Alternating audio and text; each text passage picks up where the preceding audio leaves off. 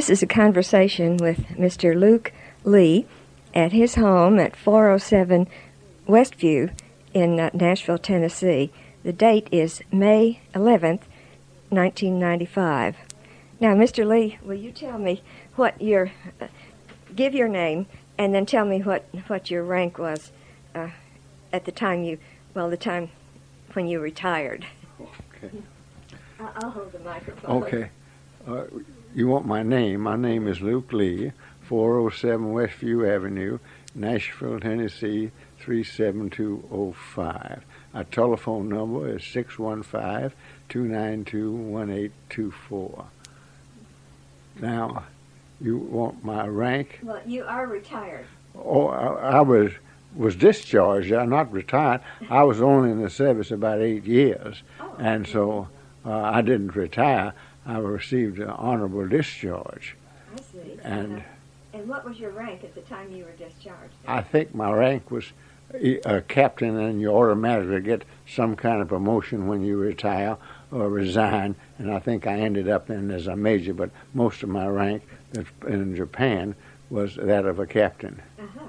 Well, since I know nothing about you, I may ask some questions to find out some of these things, but I didn't know. I thought you were a career military man. But you were not. No. So tell me. I feel like a career military man because I spent about 3 years out in the Far East, so I feel like a career military man. Tell me about some of the circumstances then of your joining the service, and when was that? The Japanese attacked Pearl Harbor, the way I remember it, was in December of 1941. I had been a draft classified as 3 as I had a wife and children, and I wanted to join the service because my father had been in World War I as a colonel commanding the 114th Field Artillery, and had served in had served in France, and I was always interested in our general service, and I wanted to join. And I was offered sometime in 42. There was a board that came here that interviewed people, and I was offered a captaincy then if I went into the service. And I told my father this, and he said, as I knew nothing about military and wanted to go in, it would be better for me to ask my draft board to change my status so I could be drafted and go into the service. And this was done in 42, and my draft board changed from a 3A classification to a 1A classification, and I was drafted, and I went to Camp Forest down in Tullahoma, Tennessee, and then went to Chattanooga, Tennessee, where I was classified to go into the Air Force. And from Chattanooga, Tennessee, I was sent to the Basic Training Center at Miami Beach, BC Basic Training number 9 at Miami Beach. And I went through the basic training there, and I think that was about 17 weeks. And while there, I had applied for Officer Candidate School, and I went to Officer Candidate School at Miami Beach. And from there, after a short tour of my old squadron, I was sent to the Air Intelligence School at Harrisburg, Pennsylvania. And I went to Harrisburg, Pennsylvania in the 1943. And in 1943, after graduating from the Air Intelligence School, I went to the Pentagon and to the A2 section at the Pentagon. But the Pentagon was so filled, our office started out over at Gravelly Point, and we finally got into the Pentagon. There, I worked on the air order battle in Yugoslavia and in the Mediterranean. And one day, the commanding officer of the A2 section that I was in, a Colonel Bill Turner, asked me to go with him to Eglin Field in Florida. And we flew down in an old B-25 to Eglin Field to see the first firebombing of Japan. And he and myself went up into a tower at one of the Eglin Field's installations and saw the first firebombing of a mock village in Japan that had been built there at Eglin Field. After that, I was indoctrinated by some who told me of the wonderful fire apparatus and protection that Tokyo had. And the missionaries' talk, I'll tell you later about that, proved to be a complete joke of the Japanese fire department that I ran into later in Tokyo. So from there, I went to Colorado Springs in the A2 section of the 313th Wing of the 20th Air Force and was trained there. And we were sent to Portland, Oregon, and went overseas by vessel. And then we went into Tinian, and I was stationed in the A2 section in Tinian and would go over to Saipan very often, and then to Guam. The 20th Air Force was under General Hansel. I think that's Hansen, I'm not sure.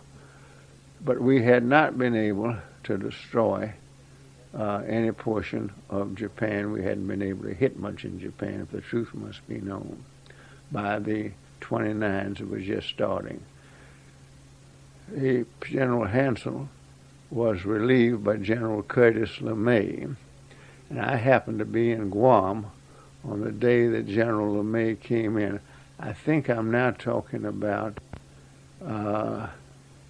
January of 1944. LeMay had been in Europe, and then he had been the commanding general of the 20th Air Force that was then stationed in India.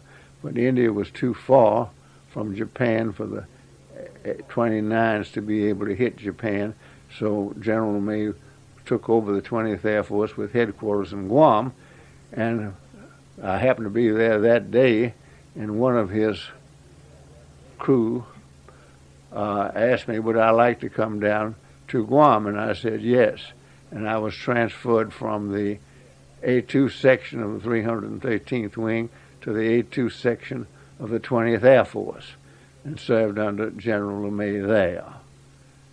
Now, I can tell you a little bit about the beginning of the destruction of Japan. On April the 7th, 1945, General LeMay called in for the pilots, co-pilots, bombardiers, and navigators of all the wings from Tinian and Saipan to come to Guam, and he told them that they were going to be the firebombing of Japan and that the mission would be at 7,000 feet. I remember this briefing well because the pilots and co-pilots and crew made a lot of oohs and ahs, and General LeMay said that if he heard another ooh or ah, he was going to lead the mission himself, and that the crews had nothing to worry about as the Japanese anti-aircraft was set for about 30,000 feet, and this mission was going to be at 7,000 feet. So this was the beginning of the real destruction of Japan, and that lasted for about 5 missions. There were a mission over Yokohama, another mission over Tokyo, another mission over Kobe, and then I think the last mission was over Nagasaki. Every day, the strike photos would be developed at Guam and sent back by air to the headquarters in Washington. The headquarters in Washington did not believe their photos. So LeMay called me in, told me that he was sending me back with additional copies of the strike photos, and said that for me to brief the general staff about the destruction of Japan. This was on April the 12th, 1945, because the flight I was on, we stopped in Honolulu, and that was the day that President Roosevelt died. So I continued my trip on into Washington, briefed the general staff, and then I returned on out to Guam. That took place again as LeMay didn't have any confidence in the general staff interpretation of what was taking place. So he received orders later and called a group of us officers in and said that he had received orders to pinpoint bombing in Japan. And he ridiculed that because all the pinpoints that had been sent to him had been destroyed. But he picked out 14 officers to open the lead crew school at the Muroc Air Force Base. It's now Edwards Field at Muroc. And he asked, would I like to go back as the intelligence officer? I said, I'd like to go back as the intelligence officer. So there's a lot of difference between the intelligence officer and just an intelligence officer. So I went back and was the intelligence officer of the lead crew school of the 20th Air Force.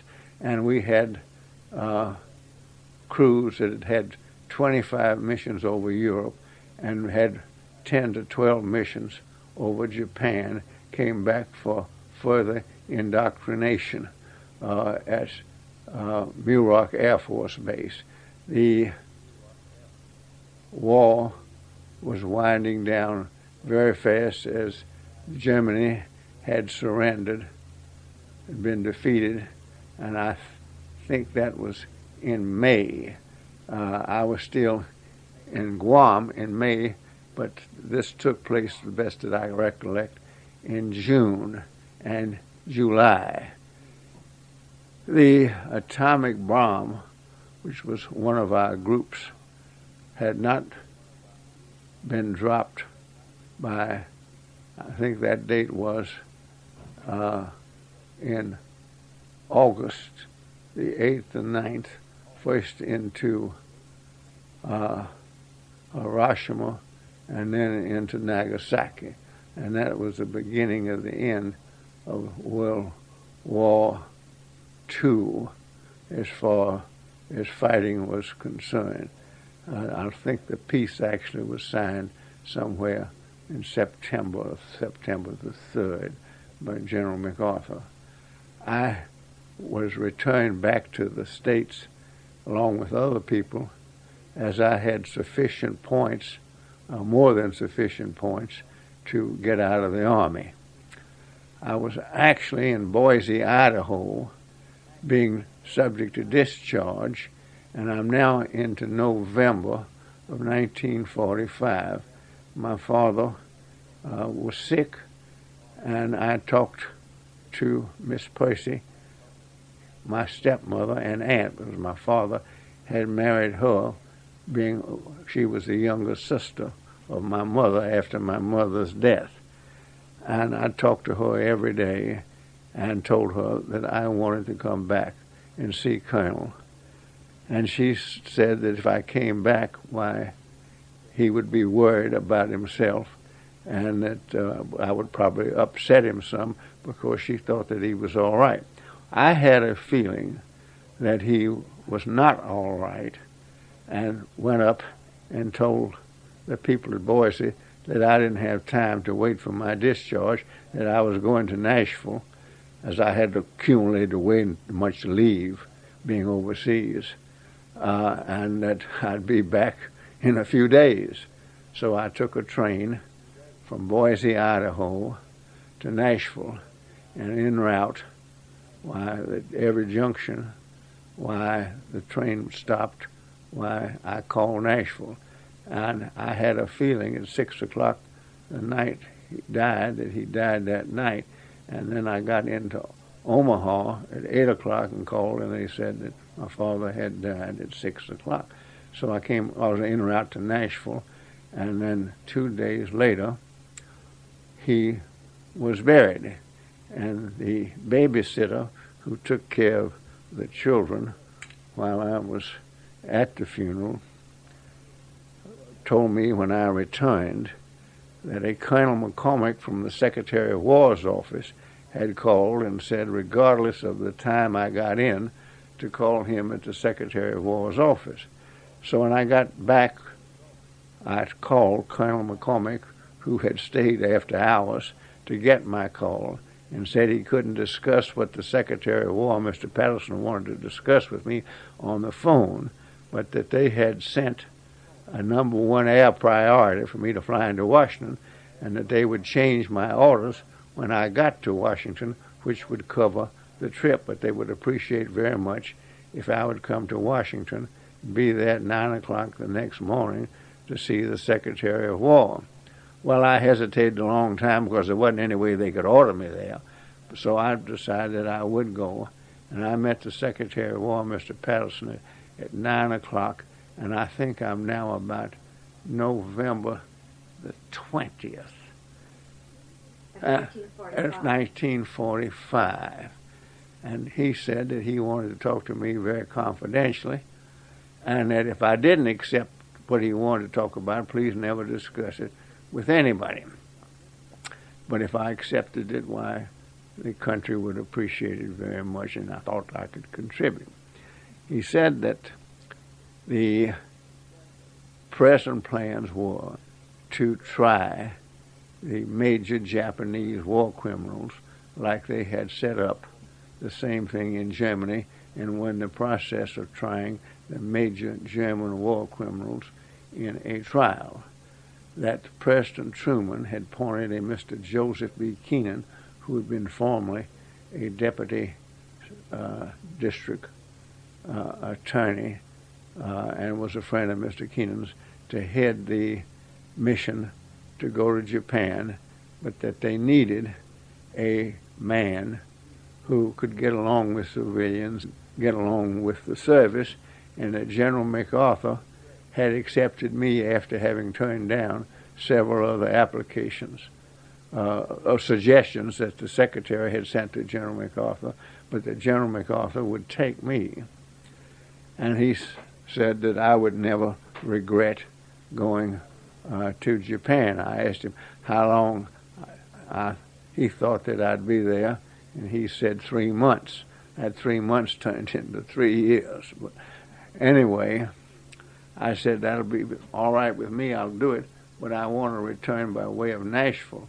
And well, he said, there are 2 plane loads of people waiting for you at San Francisco, and they can't take off till you get there and want you to be out there immediately. But anyway, we compromised, and I came by Nashville, told my family goodbye, and went on out, met in San Francisco, and the operations officer told me how glad he was to see me, as he had 2 C-54s there, already ready to be loaded, and these civilians were driving him crazy. So we start out from San Francisco and fly into Hawaii, which I'd gone through several times before, of course. And the governor, I guess, of Hawaii entertained us there that day while we were waiting for the civilians to get over their flight into Hawaii. So we took off the next day and flew nonstop into Tokyo. We landed at the old airport there about 9 o'clock at night, and Tokyo was far in the distance, about 20 miles. But we get in, and Mr. Keenan and myself billeted at the Imperial Hotel, and the others are billeted at, I think, the Daiichi Hotel. So that was the beginning of my experience in Japan. all the civilians were having a fit to meet General MacArthur. I took the liberty of calling Larry Bunker, who was General MacArthur's chief at his office there. I ran his office and said these civilians wanted to meet General MacArthur, and he arranged for them to come down the next day and meet General MacArthur. And I got them out of there after the interview for about 15 minutes. And then we had to get offices for them to start working, and had to get billets for them throughout various other hotels in Tokyo that the MacArthur people had taken over after they went in there in September. We're now in the 22nd or 23rd day, we lose a day, 24th day of November of 1945. And that's the beginning of my experiences in Japan, which I can outline to you. Now, I'd like to have that. Maybe you'd like to have a little pause now when you're talking. Take a breath, I want to ask you, these civilians now, like, that was the occupation force, more or less, these civilians? No.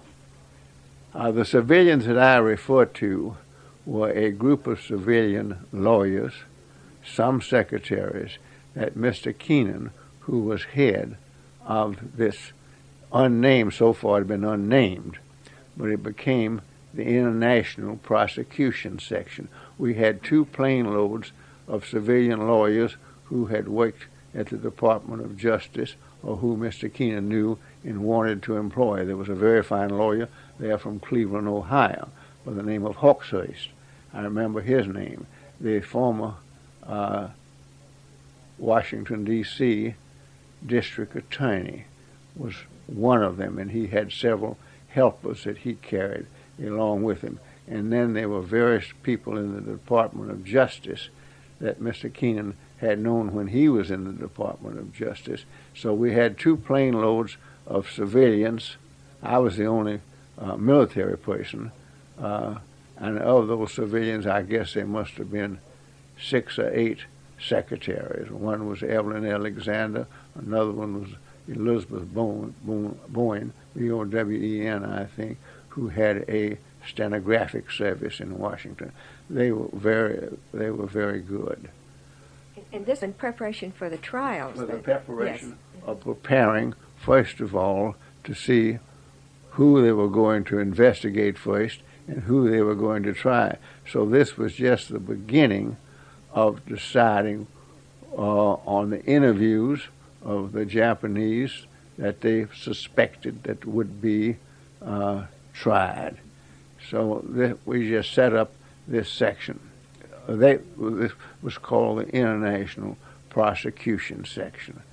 Later, why that was expanded, where each defendant was furnished an American lawyer as well as Japanese lawyer. So we had both the prosecution lawyers and the defense lawyers were U.S. citizens.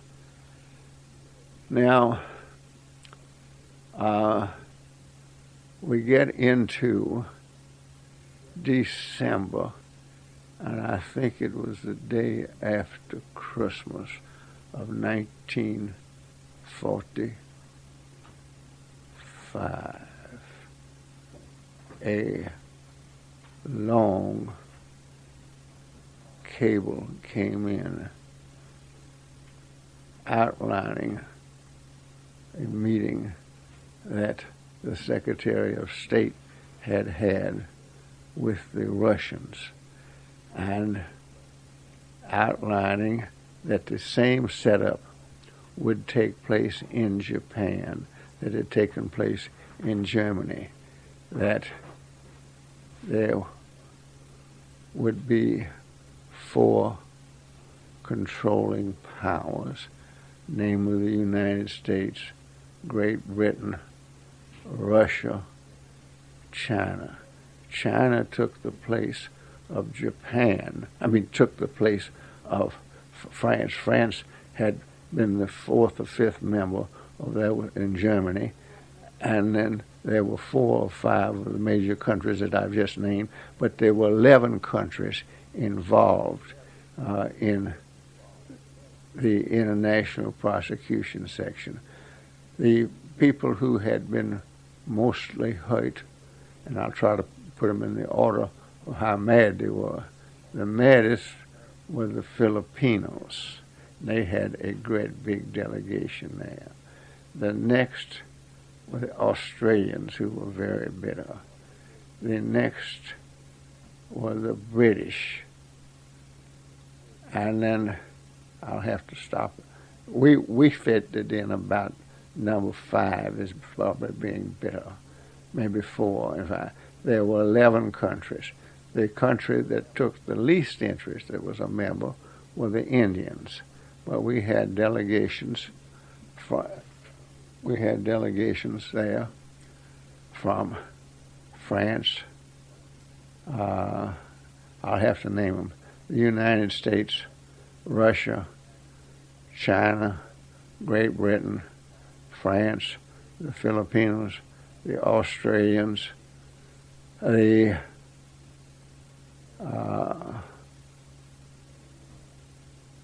Indians were 11. There was, I guess you would say, the Dutch were there, the Netherlands. I think that'll make up the 11 countries that we had. Mr. Keenan was head, American was head of the section.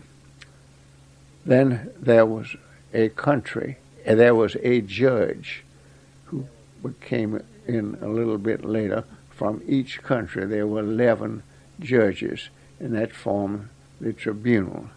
Then, as I said, you had the defendants. Now, there were about 22 finally agreed upon to be the major defendants of major crimes. There were minor cases and trials going on in the Philippines. I think there was one in Guam. There were several in China trials, and I think there was 1 or 2 other places in Japan where we had trials. I know we had a large contingent of lawyers in Yokohama as well as in Tokyo. That began the setup. We had to find a building to hold the trials, and then we had to find the additional quarters, because you must remember that Tokyo was 90% destroyed. The government, U.S. government I'm referring to now, had taken over a lot of houses and repaired a lot of houses, had repaired a lot of embassies, and that some of the delegations stayed at their embassy for a short period of time. The Russians stayed at their embassy the whole time, and I'll tell you a story about the Russians in just a minute. Would you like to stop a minute? No, I'll catch my breath in just a minute. I'll have to try to think of some of the things to try to get it in the order that they took place.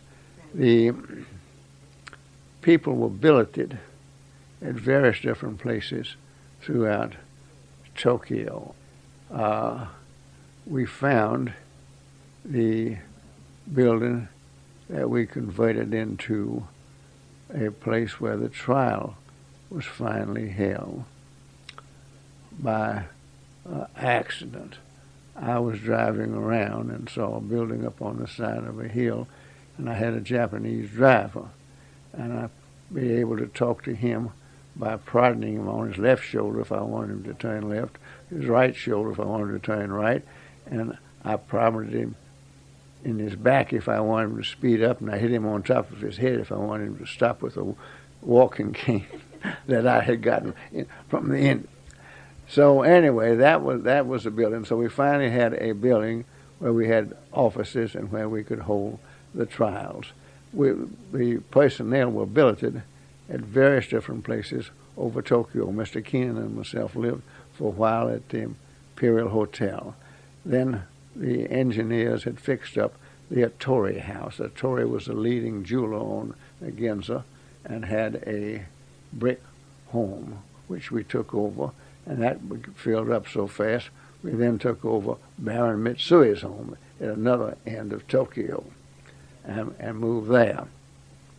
So we're now set up to function, to live, and these various different people were appointed investigators, and they were appointed to interview people, and you carried a Japanese interpreter because there was very little English spoken except at the very high levels, so you had to have an interpreter. So that starts the beginning of the trials. Sir William Webb of the Queensland's bench, Chief Justice of the Queensland bench, was Australian, and he was named as Chief Justice of the court. And he was a very fine person.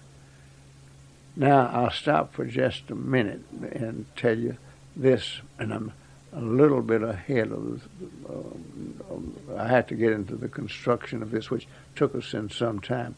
But at the end of December, another cable came in stating that the same setup would take place as I've just outlined. But this cable said that the Russians were sending out a very, very fine general, and that under the theory that was going to take place, that the United States, Russia, Great Britain, and China would have the military forces in Japan to be able to control the Japanese. Well, General MacArthur didn't need anybody besides the U.S. troops there. Didn't need anybody, but anyway, they had the right to send in and take over certain areas of Japan. General MacArthur had been named Supreme Commander for the Allied powers. He actually wore two hats. He had a military situation, and then he had this government situation that he had to administer. So the Russians sent over a very, very fine, high-ranking general who had been one of the defenders of Stalingrad. And he came over and said that he was delighted to serve under General MacArthur, and General MacArthur said that he was delighted to have one of the great defenders of Stalingrad there. And this Russian asked for Hokkaido, and General MacArthur said that he was sorry that he couldn't have Hokkaido. He'd picked out a place for the Russians down in Kyushu, which was about 800 miles south. To make a long story short, the Russians never sent a troop into Japan. When they couldn't get Hokkaido, they didn't want them having the Kyushu 800 miles south.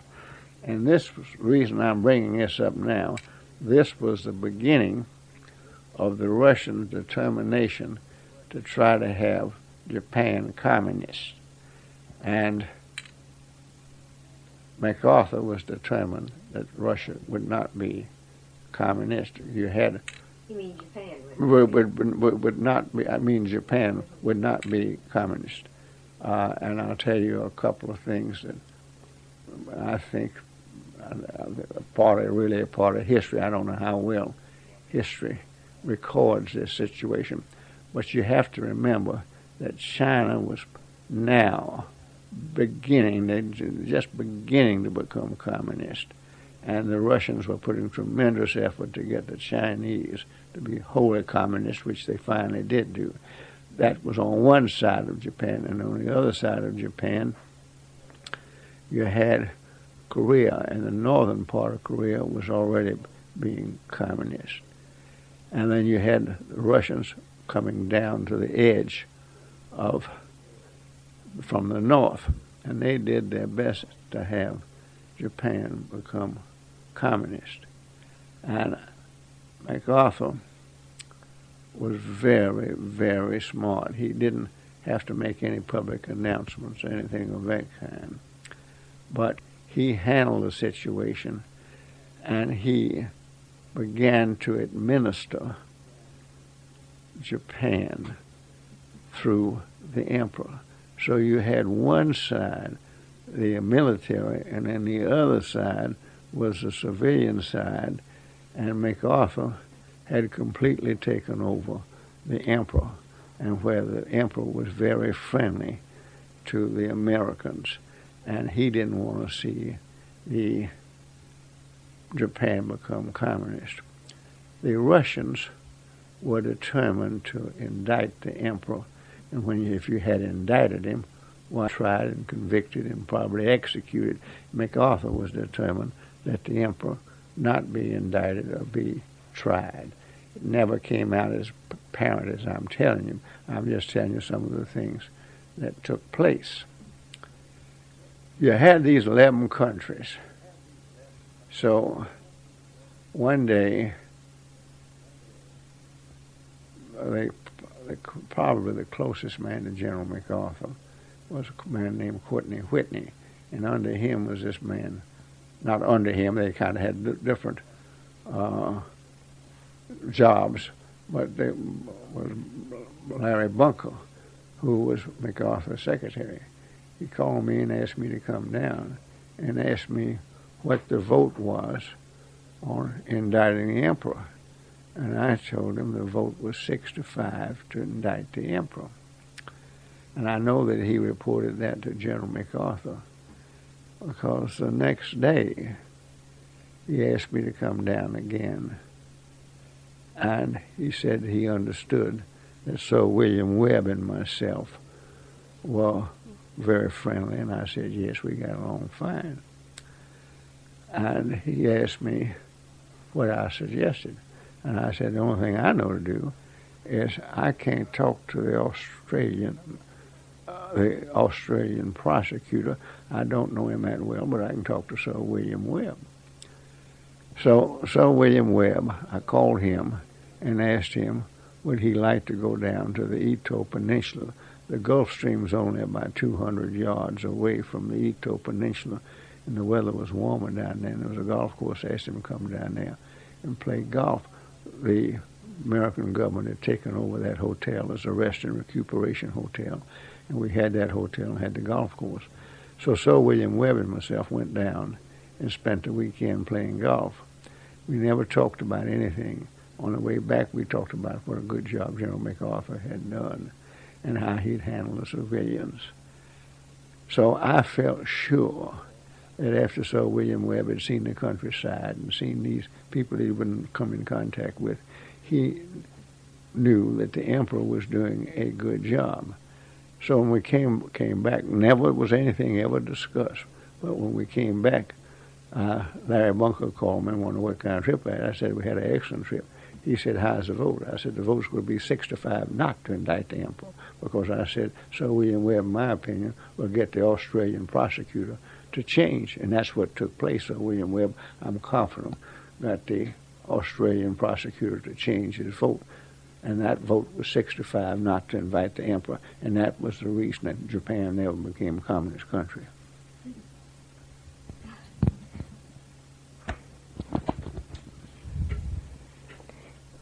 Testing? To the best of my recollection, and I'd have to look it up, but I think there were 22 of the major Japanese war criminals that were tried, and I think that they were all convicted.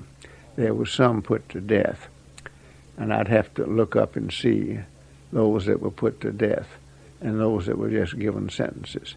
The Indian government voted to acquit everybody, and the other people were very much put out that India had been even included in these war trials.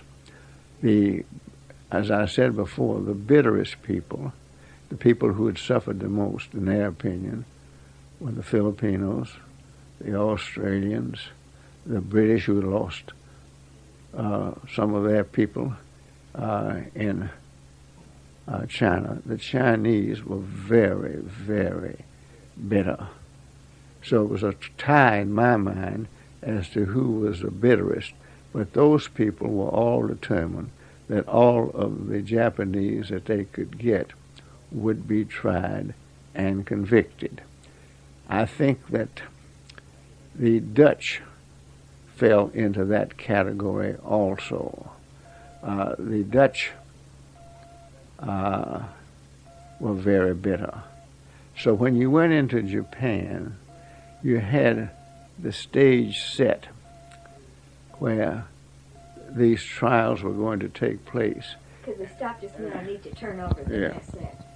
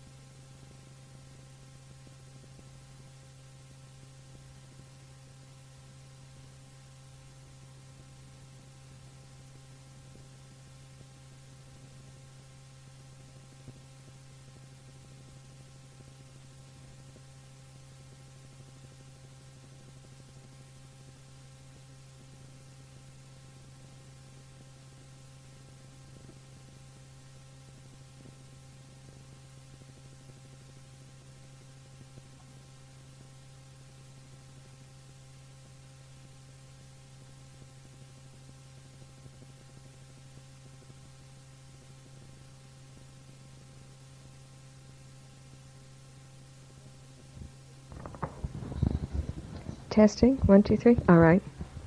The stage was set for any one of the Japanese that they had interviewed and decided they would try in these 22 countries. These 11 countries. India didn't take much participation in, so it'd be really more accurate to say the 10 countries, because the Indians were just there. I'll tell you a little side story about them in just a minute. But the feeling was very bitter and very intense, because you have to remember that the Chinese had suffered, the Filipinos had suffered, the Australians had suffered, to a certain extent the British had suffered. They'd lost some of their battleships, some of their men, and they had lost the control of Singapore, these cities that they had always held. The French, well, I would think kind of really indifferent, but the French are the people who got us involved in Saigon, in this war that we had no business getting into, because we were on the wrong side, because the people were friendly to the United States, but they were mad at the French. But we had supported France, so therefore we supported France in this situation, which was a mistake, because that war could have been avoided. It should have been avoided. Which war are you talking about? I'm talking about this last war they had, Vietnam. Yeah. The Vietnamese people, first of all, are very decent sort of people.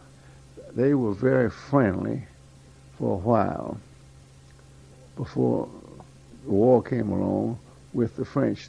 And then they thought that the French were going to come back in and take them over.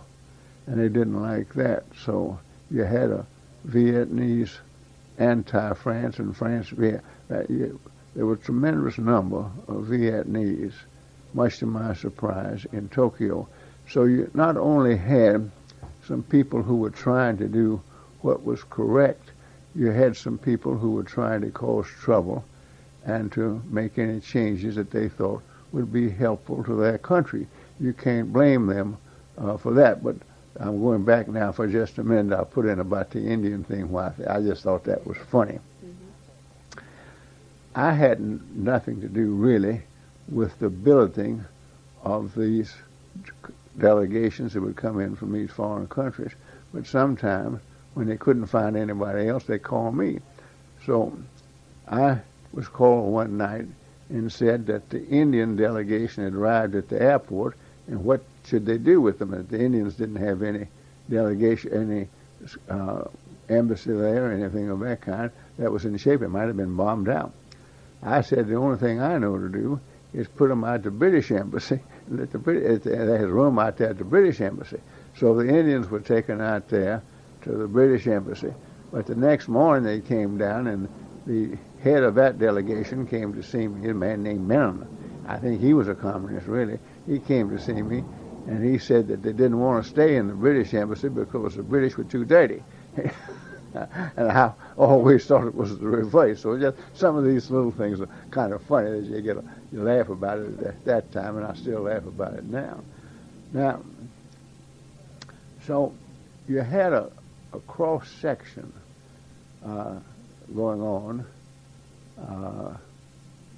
between the French and the Vietnamese who were there.